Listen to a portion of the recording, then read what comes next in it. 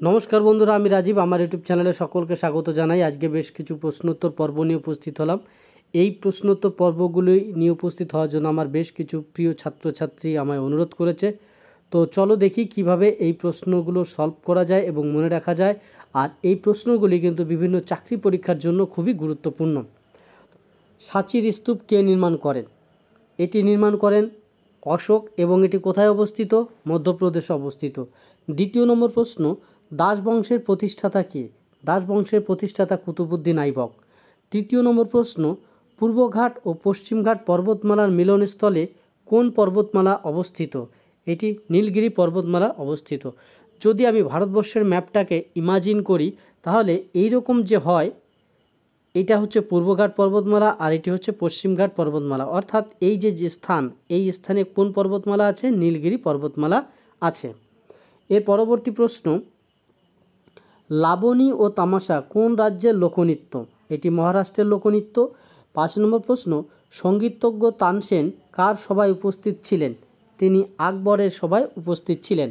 6 নম্বর প্রশ্ন, মনসবদারি প্রথা কে চালু করেন?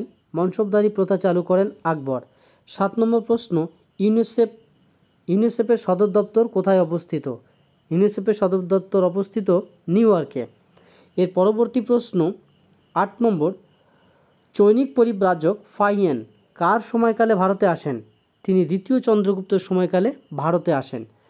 9 নম্বর প্রশ্ন, শিখ গুরু তেগ বাহাদুরকে কে হত্যা করেন? ঔরঙ্গজেব হত্যা করেন। 10 নম্বর প্রশ্ন, করেঙ্গে ইয়া মরেঙ্গে কে কত সালে ডাক দিয়েছিলেন? মহাত্মা গান্ধী তিনি ডাক দিয়েছিলেন কত সালে? 1942 সালে, ভারত ছাড়ো আন্দোলনের সময়।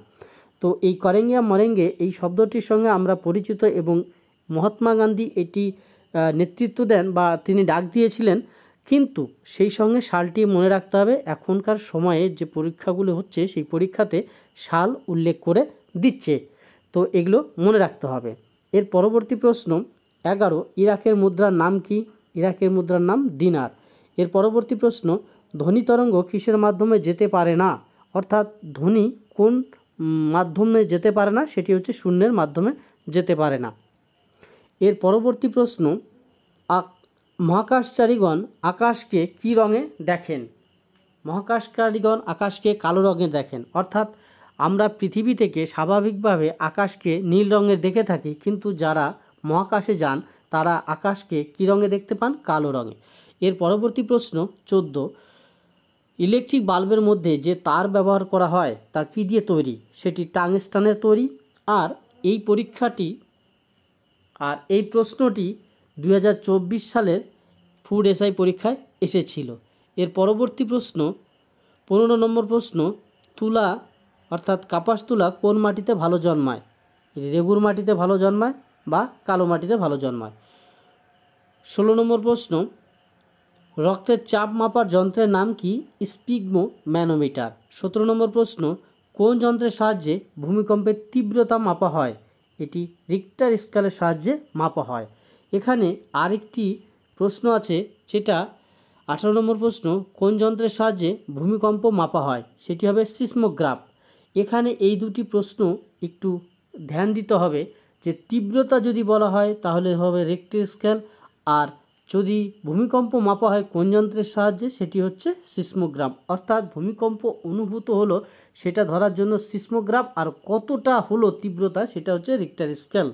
এই দুটি মনে রাখতে হবে, পরীক্ষায় এসে থাকে। এর পরবর্তী প্রশ্ন 19 নম্বর প্রশ্ন, পৃথিবীর সবচেয়ে বড় মিষ্টি জলের হ্রদ কোনটি? সুপিরিয়র হ্রদ।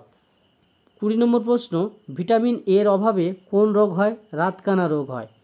21 নম্বর প্রশ্ন, ভারতীয় সংবিধানে সংসদীয় নীতি কোন দেশের অনুকরণে গঠিত? অর্থাৎ ভারতবর্ষের যে সংবিধানের যে পরিকাঠামো সেটা কোনভাবে চলবে, কোন দেশের নীতিতে এই আমাদের দেশের নীতি, সেটা হচ্ছে ব্রিটেনের। এর পরবর্তী প্রশ্ন 22 নম্বর, রাজ্যসভার 1/3 সদস্যের উপস্থিতির জন্য কত বছর পর পর ভোট সংগঠিত হয়? এটি 2 বছর পর পর ভোট সংগঠিত হয়। অর্থাৎ রাজ্যসভায় যে সদস্য সংখ্যা থাকে সেই সদস্য সংখ্যা 2 বছর পর পর 1/3 সদস্য সংখ্যা অবসর গ্রহণ করেন এবং 1/3 সদস্য সংখ্যা আবার নতুন নির্বাচিত হন। এর পরবর্তী প্রশ্ন 23 নম্বর, বিশ্ব এইডস দিবস কবে পালন করা হয়? 1 ডিসেম্বর। পরবর্তী প্রশ্ন, শরীরে আয়রন বা লোহার অভাবে কোন রোগ দেখা দেয়? অ্যানিমিয়া রোগ দেখা দেয়। 25 নম্বর প্রশ্ন, সংসদের উভয় পক্ষের সংযুক্ত সভার সভাপতিত্ব কে করেন? লোকসভার অধ্যক্ষ। অর্থাৎ রাজ্যসভা আর লোকসভার এই দুই সভা মিলে যে একটা সভা সংগঠিত হয়, সেই সভার সভাপতিত্ব করেন লোকসভার অধ্যক্ষ। তো এই ছিল আজকের প্রশ্ন উত্তর পর্ব। সকলেই ভালো থাকবে, সুস্থ থাকবে এই কামনায় আজকের ভিডিও পর্যন্তই। আবার দেখা হবে নেক্সট ভিডিওতে।